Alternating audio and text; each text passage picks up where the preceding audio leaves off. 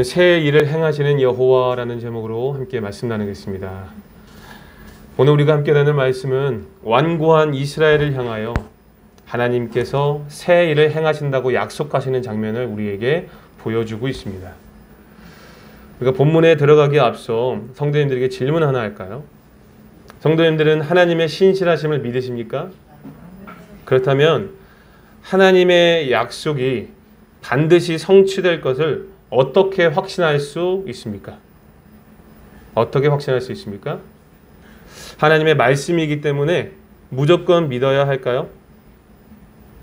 우리가 예수님을 영접하고 하나님의 백성이 되어 신앙생활을 하고 있지만 그럼에도 불구하고 우리는 존재적으로 부패합니다. 그래서 우리의 존재적 연약함 때문에 하나님의 말씀을 무조건적으로 믿고 받아들이기가 힘이 들어요.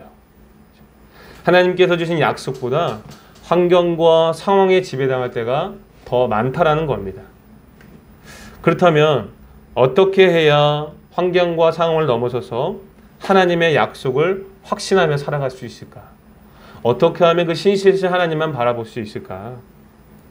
오늘의 본문은 이러한 질문에 적절한 해답이 될 수 있으리라 생각됩니다. 어떻게 해야 하나님의 약속을 확신할 수 있는지 오늘 우리가 본문을 통해 귀한 깨달음과 말씀의 은혜를 경험할 수 있기를 축복합니다. 본문의 배경은 지난 시간에 확인한 것처럼 이사야가 주전 6세기에 바벨론에 있는 유대인 포로들을 독자로 가정하고 있습니다. 다시 말해 당시 이사야가 활동하던 주전 8세기의 이스라엘 백성들을 포함하여 앞으로 바벨론에 사로잡혀가게 될 유대인 포로들을 향해 기록한 내용이라는 거예요. 이것을 인식한 상태에서 오늘 본문을 확인하시면 좀 더 이해하기 수월할 것이라 생각됩니다. 이제 본문 말씀 1절과 2절 말씀을 통해서 내용을 한번 확인해 보겠습니다. 1절과 2절을 읽어보겠습니다. 시작. 야곱의 집이여 이를 들을지어다. 너희는 이스라엘의 이름으로 일컬음을 받으며 유다의 허리에서 나왔으며 여호와의 이름으로 맹세하며 이스라엘의 하나님을 기념하면서도 진실이 없고 공의가 없도다.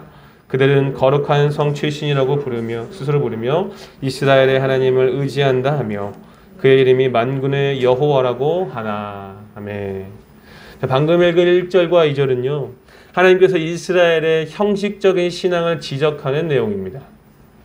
여기 1절에 보니까 하나님께서 이스라엘을 향하여 어떻게 부르고 계십니까? 야곱의 집, 이스라엘의 이름, 유다의 허리라고 표현하고 있습니다. 이것은 이스라엘 사람들이 한 조상에서 나왔음을 나타내고 또한 민족적으로 묶여있는 각 구성원의 일치와 연대를 보여주는 표현입니다. 다시 말해 이들을 참된 이스라엘로 지금 간주하고 있는 것이죠. 그런데 특별히 여기 유다의 허리라고 하는 이 표현은 좀 더 구체적으로 말하면 바벨론에 의해 예루살렘과 유다에서 사로잡혀온 유다 민족을 의미합니다. 북이스라엘은 주전 722년도에 아수르에 의해 멸망당하고 남유다는 주전 586년도에 바벨론에 의해 멸망을 당합니다. 그래서 유다의 허리에서 나왔다라는 표현은 바벨론에 의해 사로잡혀온 유다 민족을 지칭하는 것입니다. 그런데 이들은 본인들 나름의 특별한 신앙적 자부심이 있었습니다. 이들은 자칭 고백적 신앙인들로서 다른 신들의 이름이 아니라 여호와의 이름으로 맹세하는 자들이었습니다. 여호와만을 섬기는, 여호와만 참 하나님이라고 고백하는 사람들이었다는 거예요. 뿐만 아니라 이들은 이스라엘의 하나님을 기념하는 자들로서 이스라엘의 신앙 정통을 떠나지 않고 오직 하나님의 능력과 보호를 고백하며 사는 자들이었습니다. 다시 말해 비록 포로로 잡혀온 상태이지만 이 이교적 환경 속에서도 여호와의 이름으로 맹세하며 자신들이 하나님께 속해 있음을 고백하며 사는 자들이었다는 거예요. 하지만 이들의 표현은 그들 스스로 하는 표현일 뿐 하나님이 보기에는 진실과 공의는 발견되지 않은 형식적인 신앙이었습니다. 진실이라는 단어는 변함없이 하나님을 신뢰하는 마음을 가리키죠. 또한 공의는 믿음과 동의어로 간주되기도 합니다. 그런데 이들의 삶에 여호와를 향한 이 믿음과 신뢰가 없었다라는 겁니다. 이어지는 2절의 내용도 1절과 같은 맥락으로 보시면 될 것 같아요. 이들은 스스로 거룩한 성 출신이라고 자랑을 하지만 하나님을 신뢰하는 마음은 발견할 수가 없었습니다. 여기 거룩한 성 출신이라는 표현은 여호와의 전이 있었던 예루살렘 이름을 딴 예루살렘 공동체를 의미합니다. 이것은 종교적인 의미가 포함되어 있는 표현으로서 이스라엘이 예루살렘 출신임을 드러내는 아주 중요한 신앙적 표지가 되는 것이지요. 하지만 이들은 조상들의 전통을 잘 보존했을지는 몰라도 그곳에서 활동하시는 하나님을 만나는 데는 실패했습니다. 다시 말해 예루살렘 출신이라는 점이 그들의 어떤 신앙적 특권을 보장해 주지 않았다라는 겁니다. 예루살렘은 하나님이 그곳에 계시기 때문에 거룩한 곳이지 예루살렘 자체가 거룩한 것은 아닙니다. 거룩한 성 출신이라면 예루살렘을 거룩하게 해주시는 하나님께 철저하게 의지하고 여호와를 신뢰했어야 합니다. 하지만 이들은 하나님에 대한 믿음이 결여되어 있었습니다. 그들의 어떤 모습에서도 그들이 고백하는 것처럼 정말로 여호와를 진실하게 따르며 의지하는 모습은 찾아볼 수가 없었어요.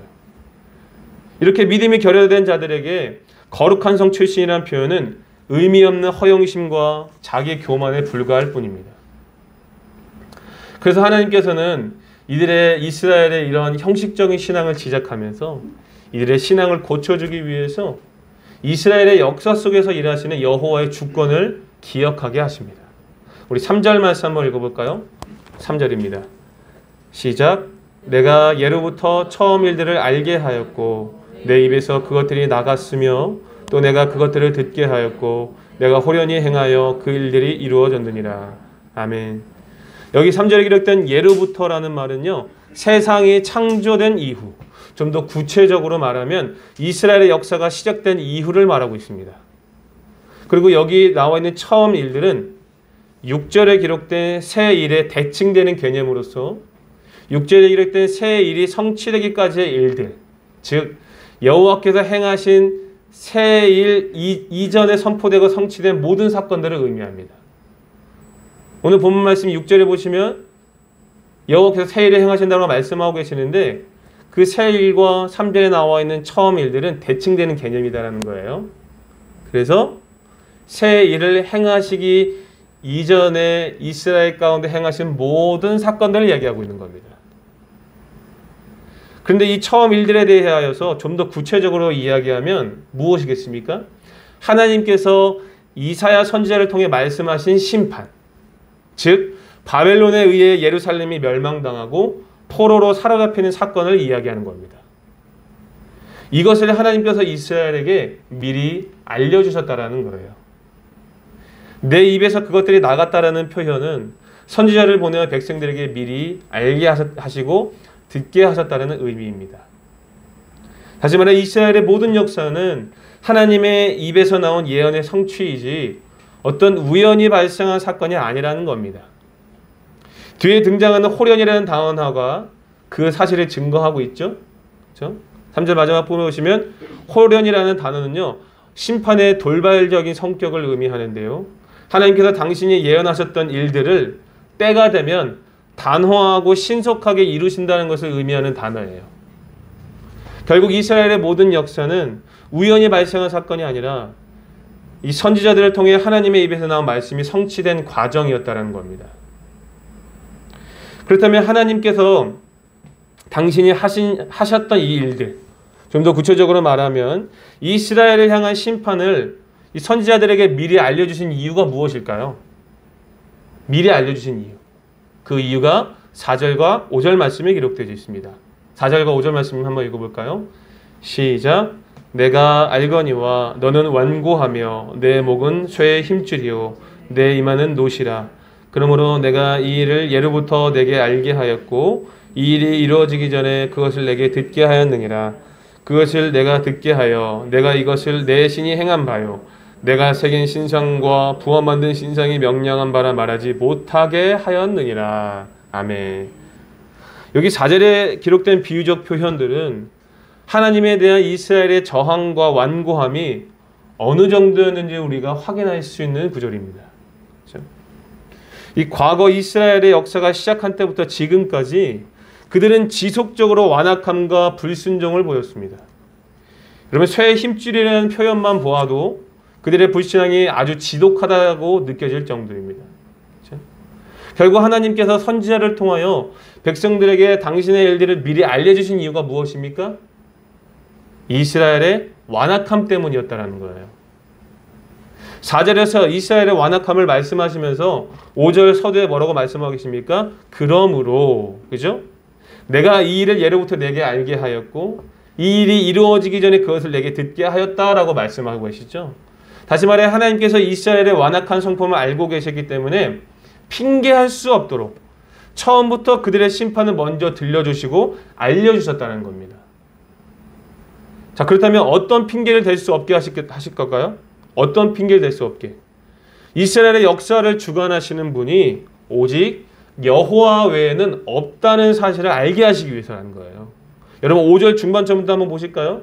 5절 중반절부터 보시면 그것을 내가 듣게 하여 내가 이것을 내 신이 행한 바요. 하나님을 얘기하겠죠? 내가 새기는 신상과 부어 만든 신상이 명령한 바라 말하지 못하게 하였느니라. 이스라엘은요, 선지자들을 통해 선포된 예언과 결말을 그들의 역사의 현장에서 직접 목도함으로써 이스라엘의 역사를 주관하시는 분이 그들이 새긴 신상이 아니라 여호와 하나님이라는 사실을 알게 하기 위해서 미리 백성들에게 알려주시고 듣게 하셨다는 거예요.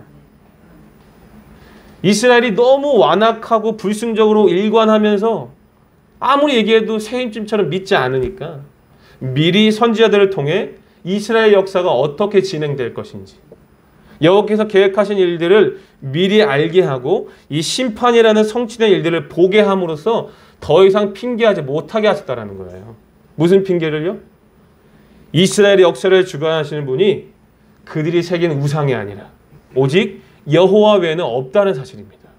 그래서 미리 말씀하셨다는 거예요. 그렇죠? 뿐만 아니라 하나님께서 미리 말씀해 주신 또 다른 이유는요. 이스라엘 백성들 하여금 우상 숭배하지 말라는 의미로도 해석이 됩니다. 왜 그렇습니까? 몇몇 이스라엘 백성들은요. 예루살렘의 함락과 유다의 멸망이 곧 이방신들의 승리라고 생각했기 때문입니다. 우리가 섬기는 하나님보다 저들이 섬기는 신이 좀 더 강하다. 그죠? 신들의 싸움의 영역으로 생각했다라는 거예요. 여러분 근데 생각해 보십시오. 이스라엘이 사실 우상 숭배 때문에 멸망을 당했는데 이제는 이 우상 숭배의 위험에 더 노출된 상태라는 겁니다. 무슨 말인지 이해가 되시나요? 하나님이 아니라 바벨론이 섬기는 신들을 섬기게 되는 위험에 노출되어 있는 거예요. 포로로 잡혀가게 되니까. 그죠? 하지만 선지자를 통해 선포된 예언과 결말을 본다라면 우상들이 역사를 결정한다는 쓸데없는 소리를 하지 못한다는 겁니다. 왜냐하면 이 사건은 이미 하나님께서 예견하시고 성취될 것이라고 미리 말씀하셨기 때문인 거죠. 여호와께서 선지자들을 통해 미리 말씀하신 대로 예루살렘의 멸망이라는 그 성취된 결과를 보게 된다면 이스라엘 역사를 결정하시는 분은 우상이 아니라 오직 여호와밖에 없다는 사실을 아무도 부인할 수 없게 된다는 겁니다. 그리고 이것은 단순히 핑계대지 못하는 정도가 아니라 지난 시간에 나누었던 말씀처럼 이스라엘이 듣고 본 것을 열방에 알리는 증인의 역할, 즉 사명이 주어지는 것을 6절에서 이렇게 말씀하고 계신 거예요. 6절 말씀 한번 읽어볼까요? 6절 말씀 읽겠습니다. 시작. 내가 들었으니 이 모든 것을 보라. 너희가 선전하지 아니하겠느냐. 이제부터 내가 새 일 곧 내가 알지 못하던 은비한 일을 내게 듣게 하노라. 아멘. 선전하지 않겠느냐 무슨 말입니까? 하나님께서 이스라엘에게 미리 알려주시고 성취하신 사건을 보았다라면 너희들이 과연 가만히 있겠느냐. 열방에 이 사실을 증거할 것이다 라고 말씀하시는 거예요. 비록 이스라엘이 심판을 당하는 사건이기는 하지만 이스라엘이 섬기는 여호와는 이스라엘의 역사만을 주관하시는 것이 아니라 이 세계의 역사도 주관하시는 유일하신 참 하나님이라는 사실을 증거하며 살게 된다는 거예요. 여호와를 향한 두려움과 경외감이 든다는 거겠죠. 이 심판이라는 사건을 통해. 세계와 열방은 예루살렘의 멸망이 마치 바벨론의 강대함을 증명하기 위한 사건으로 생각했을 것입니다. 그렇죠? 왜 그렇습니까? 왜 그래요? 이 일이 하나님께서 계획하신 일인지 모르니까 그런 거죠. 그죠? 예루살렘의 멸망은요, 마치 바벨론의 강대함을 증명하기 위한 사건으로 생각했다라는 거예요. 세계와 열방은. 그 이유는 이 사건이 하나님께서 계획하신 사건을 모르기 때문에. 하지만 이스라엘 백성들은 이 일들을 알았습니까? 몰랐습니까? 알았다라는 거예요. 선지자를 통하여서 미리 알게 하시고 보게 하시고 실제로 성취하심으로써 하나님의 주권에 의한 일이었다는 사실을 이스라엘 백성들이 알게 된다는 거죠. 근데 이것은 단순히 이스라엘만이 아니라 이스라엘의 주권, 이스라엘의 역사만을 주관하신 것이 아니라 세계의 역사도 하나님이 주관하시는구나 라는 것을 깨닫게 하는 사건이다라는 겁니다. 하나님께서 바벨론을 들어서 예루살렘을 친 것이죠. 그래서 이스라엘의 역사만이 아니라 열방의 역사도 주관하신 분이 참 하나님이시구나. 오직 여호와만이 참 하나님이라는 사실을 증언할 수밖에 없게 된다는 것입니다. 그런데 6절을 다시 한번 보실까요? 6절을 다시 한번 보시니까 이스라엘을 향한 하나님의 계획은 이렇게 심판에서 그치는 것이 아니라 이제 새 일을 행하심으로 그들을 회복시키겠다는 말씀으로 이어지고 있습니다. 그죠? 그리고 이로 인해 세계와 열방은 역사를 주관하시는 분이 이 여호와 하나님이라는 사실을 다시 한번 깨닫게 될 것입니다. 6절 전반절부터 다시 볼까요? 이제부터 내가 새 일, 곧 네가 알지 못하던 은비한 일을 내게 듣게 하겠다라고 이렇게 말씀하고 계세요. 그죠? 이제부터라는 말은요, 새로운 일들이 시작되는 역사의 전환점을 가리킵니다. 땅을 황폐하게 만들고 많은 사람을 바벨론으로 사로잡아간 이 심판의 세대가 끝나고 새로운 시대가 시작된다는 것을 알리는 거죠. 이 이제부터라는 말이. 역사적으로는 바벨론의 멸망과 함께 이 바사 제국의 시대가 온다는 것을 알리는 것입니다. 그러니까 잘 보세요. 3절에 기록된 처음 일들은 어떤 사건이다라는 거예요? 물론 유다의 모든 역사적인 사건을 포함하는 것이지만 좀 더 구체적으로 이야기하면 3절에 기록된 처음 일들은 유다의 멸망과 포로로 잡혀간 사건을 예언한 것이다라는 거예요. 그리고 6절에 기록된 새 일은 처음 일들에 대칭되는 개념으로서 바벨론의 멸망과 이스라엘의 회복을 의미합니다. 그런데 이 새 일은 이스라엘이 지금까지 알지 못하던 은비한 일, 즉 감추어진 일이라고 말씀하고 계십니다.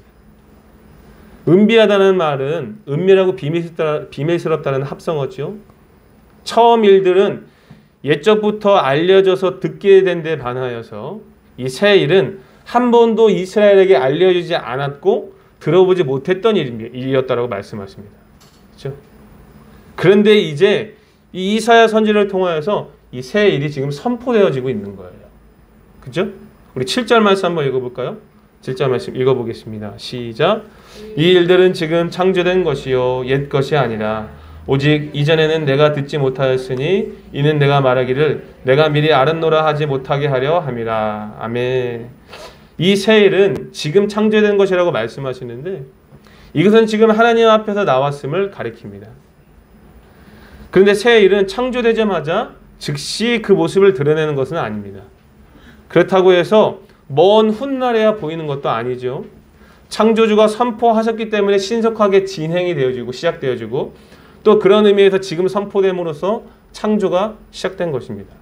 다시 말해 창조의 능력을 품은 하나님의 말씀은 선포되는 순간부터 작용한다는 것을 이야기하고 있는 거예요. 그리고 이 일은 3절에 기록되는 것처럼 처음 일들이 호련히 성취된 것처럼 이 새 일도 호련히 성취될 것입니다. 다시 말해 때가 되면 단호하고 신속하게 이루어진다는 거겠죠. 그런데 감추어졌던 새 일은 하나님이 지금 창조하신 일이기 때문에 누구도 알고 있지 않다라고 합니다. 이것은 다른 신들을 통해서도 알려진 적이 없다는 것을 의미하죠. 결국 새 일에 대한 무지는 우상들의 무능력을 보여줄 뿐만 아니라 그것들이 헛것임을 또한 알려주고 있는 상황입니다. 다시 말해 이스라엘의 역사와 세계를 주관하시는 분은 오직 여호와 한 분밖에 없다는 사실을 우리가 이 새 일을 행하시는 말씀을 통하여서 확인할 수 있는 것이죠. 그렇다면 하나님께서는 이 새 일을 미리 알리지 않고 지금 이스라엘 백성들에게 말씀하시고 창조하신 이유가 무엇일까요? 그 이유는 8절에 기록되어 있습니다. 8절 말씀 한번 읽어볼까요? 시작. 내가 과연 듣지 못하였고 알지도 못하였으며 내 귀가 옛적부터 열리지 못하였나니 이는 내가 정령 배신하여 모태에서부터 내가 배역한 자라 불린 줄을 내가 알았음이라. 아멘. 하나님께서 새 일을 미리 말씀하시지 않은 이유가 무엇입니까? 이스라엘이 배반만 하고 모태에서부터 배역한 자라 불릴 것을 알고 계셨기 때문입니다. 이것은 이스라엘의 배반이 어떤 일시적인 현상이 아니라 지속적이었으며 본성에 속하는 악행이었음을 나타내는 표현이죠. 그러므로 하나님께서 이스라엘에게 새 일을 미리 알리지 않으신 이유는 예로부터 알게 한 처음 일들을 들으려 하지 않았던 완고한 이스라엘이 결국 이 새 일도 듣지 않을 것이기 때문에 미리 말씀하시지 않았다는 거예요. 예전에 미리 알려주시고 성취하신 처음 일들을 믿지 않았는데 과연 이 새 일에 대해서 믿겠느냐라는 거겠죠. 그들의 완악한 본성 때문에 이것을 감춰두었다가 이제 이사야 선지자를 통하여서 말씀하고 계신 겁니다. 그렇다면 하나님께서는 이토록 완고한 백성들에게, 이토록 완악한 백성들에게 어찌하여 새 일을 행하신 것일까요? 어찌하여 그들을 회복시키고 바벨론에서 해방시켜 주시는 것일까요? 그 이유가 무엇일까요? 우리 9절부터 11절까지 말씀 한번 읽어볼까요? 9절부터 11절입니다. 시작. 내 이름을 위하여 내가 노하기를 더디할 것이며 내 영광을 위하여 내가 참고 너를 멸절하지 아니하리라. 보라, 내가 너를 연단하였으나 은처럼 하지 아니하고 너를 고난의 불못불에서 택하였노라. 나는 나를 위하며 나를 위하여 이를 이룰 것이라. 어찌 내 이름을 욕되게 하리요. 내 영광을 다른 자에게 주지 아니하리라. 아멘. 하나님께서 완고한 이스라엘을 향하여 새 일을 행하시는 이유가 무엇입니까? 그들의 어떠함 때문이 아니라 하나님의 신실하심 때문이었다는 거예요.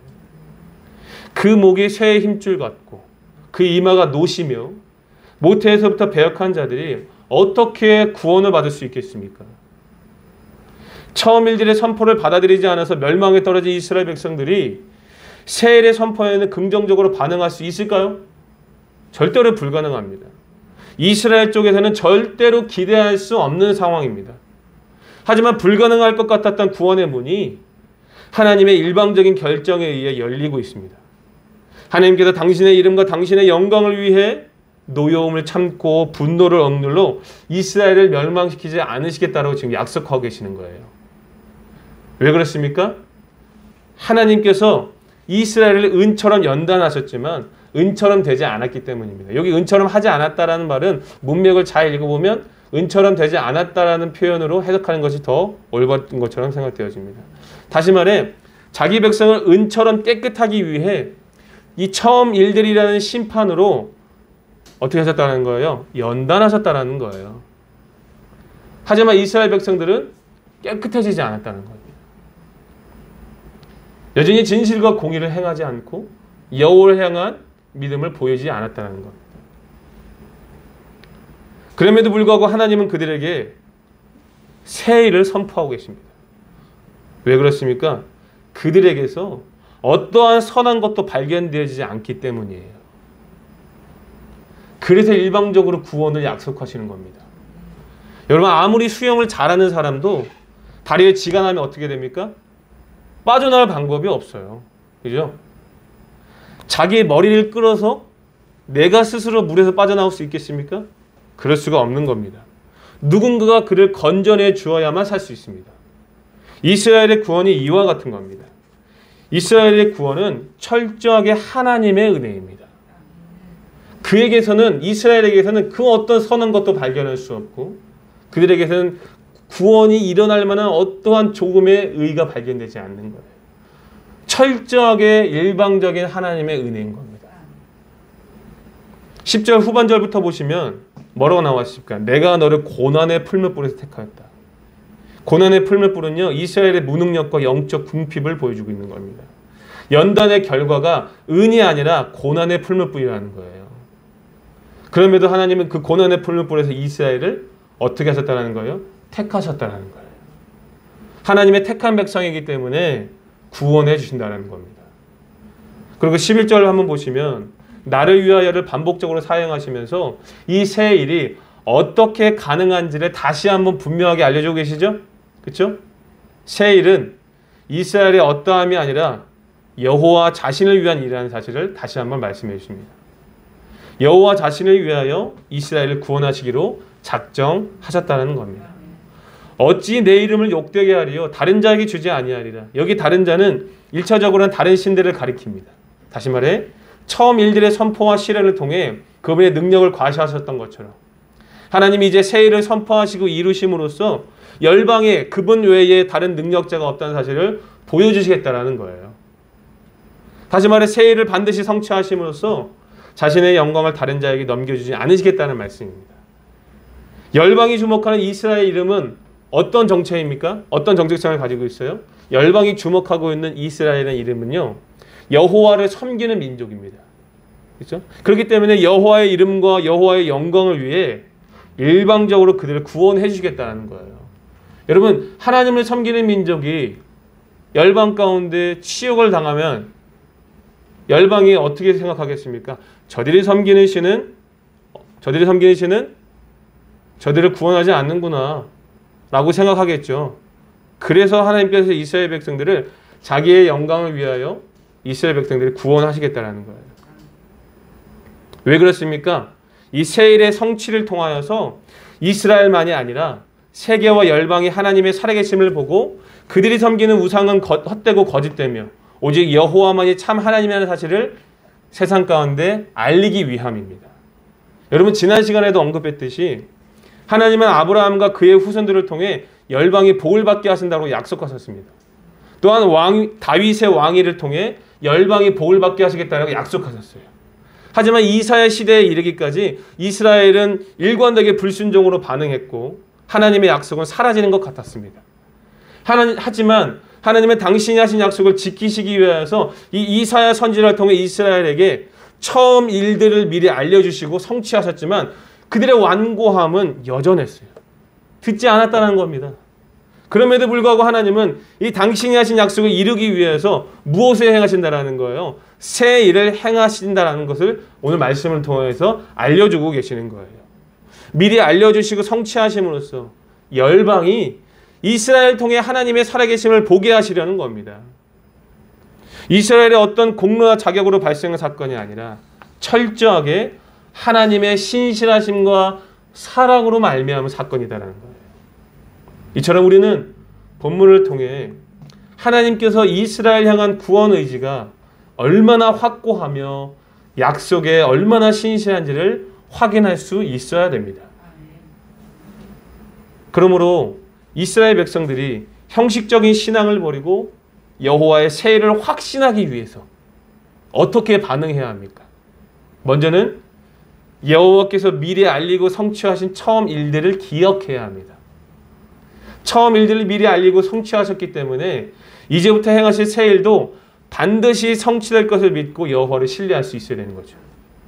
그리고 무엇보다 신실하신 하나님의 은혜를 전적으로 붙잡아야 합니다. 하나님께서 이스라엘에게 새 일을 행하신 이유는 그들이 그럴 만한 자격이나 공로가 있어서가 아니죠. 여전히 그들은 본성적으로 완악한 자들입니다. 하지만 약속하신 것은 반드시 이루시는 하나님의 신실함이 그들을 구원의 문으로 이끌었습니다. 여호와가 되고 하나님이 하나님이 되시기 위해서 여호와 하나님의 어떠함을 위해 그들을 끝까지 사랑하시며 구원하신다라고 지금 말씀하고 계세요. 그러므로 이스라엘은 스스로 거룩한 성 출신이라는 자기의 어떠함에 주목할 것이 아니라 하나님의 신실하심을 붙잡아야 합니다. 그래야 여호와의 새 일에 믿음으로 반응할 수 있는 것입니다. 그래야 이 바벨론이라는 이교 국가에서도 진정으로 여호와를 바라보는 참 신앙인으로 살아갈 수 있는 것이죠. 그래서 어쩌면 본문은 미래에 성취될 이스라엘의 회복만을 말씀하시는 것이 아니라 여전히 우상 숭배의 위험에 노출된 포로기 유대인들에게 현재를 어떻게 살아가고 어떻게 신앙을 지키며 어떻게 말씀 앞에 반응할 수 있는지를 알려주는 지침으로도 이해가 될 수 있을 것입니다. 그러므로 오늘 살아가는 우리도 본문을 통해 우리의 신앙을 바르게 점검해 볼 수 있어야 되겠죠. 우리도 이스라엘처럼 형식적인 신앙을 버리고 여호와의 새 일을 확신하기 위해서 올바른 결단이 필요합니다. 하나님께서는 오늘 살아가는 우리에게 그리스도를 보내주심으로 말미암아 이미 우리의 삶의 새 일을 시작하셨습니다. 믿으시면 아멘 하시기 바랍니다. 그죠? 그리고 더 나아가 하나님께서는 그리스도를 이 땅에 다시 보내주심으로 말미암아 호련히 정하신 때에 완전하게 그 일을 성취하실 것입니다. 믿으시면 아멘 하시기 바랍니다. 새 일을 시작하셨고 새 일을 성취하실 것이라는 거예요. 누구를 통해요? 예수 그리스도를 통해. 그러므로 우리는 여호와의 새 일을 확신하며 살아가기 위해서 말씀 앞에 믿음으로 반응해야 합니다. 오늘 본문을 통해서 우리가 무엇을 결단할 수 있어야 될까요? 먼저는 우리 인생 가운데 역사하시는 하나님의 주권을 기억해야 합니다. 이스라엘의 멸망과 사로잡힘이 단순히 강대국들의 권력에 의한 사건이 아니라 하나님께서 미리 알리고 성취하신 계획인 것처럼 하나님은 우리의 인생을 주관하십니다. 좋은 일이 많으면 좋겠지만 때로는 은처럼 만들기 위해 연단하실 때도 있습니다. 우리가 그리스도를 영접하고 하나님의 자녀가 되어 신앙생활을 하면서부터 지금까지 하나님은 우리의 삶에 개입하시고 주관하셔서 여기까지 인도하셨습니다. 에베네스 하나님, 여기까지 인도하신 하나님. 그렇죠? 정말 많은 일들이 있었지만 당시에는 명확하게 알지 못했던 일들이 나중에 뒤를 돌아보니까 하나님께서 우리를 은처럼 만들기 위한 훈련의 시간이었구나 라는 것을 깨닫게 되는 것이죠.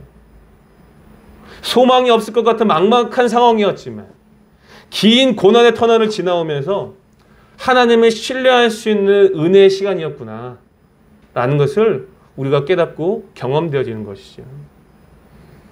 당시에는 깨닫지 못했지만 지나간 역사를 되돌아보니 그 어느 것 하나도 하나님이 개입하지 않은 일들이 없었다라는 겁니다.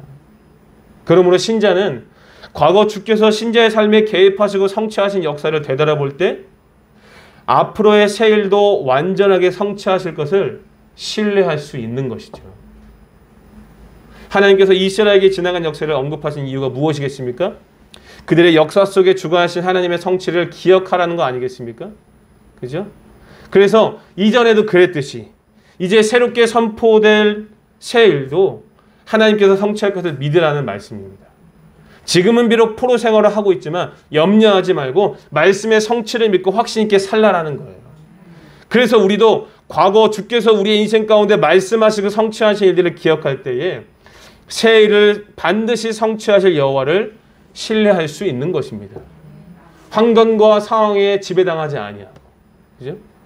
이교 국가 속에서도 이스라엘 백성들이 새 일의 성취를 바라보며 살아가게 하시는 것처럼 여전히 우상 숭배와 수많은 거짓에 노출되어 있는 오늘의 그리스도인들에게 오늘 우리의 삶 가운데 새 일을 시작하시고 그리스도를 다시 보내주심을 말미암아 완전하게 성취하실 그리스도, 그 새 일에 완전하게 행하신 그리스도를 바라보며 이 땅에서 승리하라고 이 말씀을 주시는 거예요. 그리고 무엇보다 우리는 나의 어떠함이 아니라 하나님의 신실하심을 붙잡을 수 있어야 됩니다. 왜 그렇습니까? 하나님의 새 일은 우리의 공로나 자격으로 시작된 것이 아니기 때문입니다. 철저하게 하나님의 은혜요, 하나님의 영광을 위한 일이라는 사실을 우리는 반드시 깨달을 수 있어야 돼요. 여전히 완고하고 불순종으로 일관하는 우리의 모습을 보아서는 절대로 새 일을 기대할 수가 없습니다. 그렇죠? 우리에게서는 선한 것이 하나도 없습니다. 새 일의 결말을 우리에게서 찾으시면 안 됩니다. 다시 설명합니다. 새 일의 결말을, 새 일의 성취를 우리에게서 찾을 수 없어요. 새 일의 성취는 새 일을 창조하신 여호와께로부터 나온다는 사실을 믿으시기 바랍니다. 그러면 사랑하는 성도 여러분, 여호와께서 완전하게 행하실 새 일을 확신하며 살고 싶으십니까? 그렇다면 나의 의를 다 내려놓고 전적으로 부패하고 연약한 우리의 존재를 인정하며 철저하게 우리의 구원은 하나님께 있다는 사실을 믿으시기 바랍니다. 나의 어떠함이 아니라 하나님의 어떠하심, 그분의 신실하심에 집중할 때에 우리가 확신 있게 살아갈 수 있는 거예요. 하나님께서 약속하신 새 일, 그 날이 임하기까지 사랑하는 성도 여러분, 우상적 탐욕을 멀리하고 진실과 공의를 행함으로 영광스러운 날을 기다릴 수 있기를 바랍니다. 이제 말씀을 맺겠습니다. 사랑하는 성도 여러분, 형식적인 신앙을 버리고 여호와의 새 일을 확신하며 살아갈 수 있기를 바랍니다. 하나님께서는 그리스도를 통해 우리의 삶의 새 일을 시작하셨고 하나님의 정하신 때에 호련히 그 일을 성취하실 것입니다. 그러므로 성도 여러분, 우리의 삶에 개입하셔서 주관하신 하나님의 역사를 기억할 수 있기를 바랍니다. 그리고 무엇보다 우리의 어떠함을 주목하지 말고 하나님의 신실하심과 어떠하심을 바라보며 영광스러운 그날이 오기까지 진실과 공의를 행하며 확신 있게 살아갈 수 있기를 바랍니다. 더 나아가 시대의 복음이 되셔서 우리의 삶에 역사하시고 성취하신 하나님의 은혜를 증거할 수 있길 바라요. 문 영혼들을 주께로 인도하여 하나님께 영광 돌리는 복되고 아름다운 인생이 될 수 있기를 예수님의 이름으로 축복합니다. 아멘.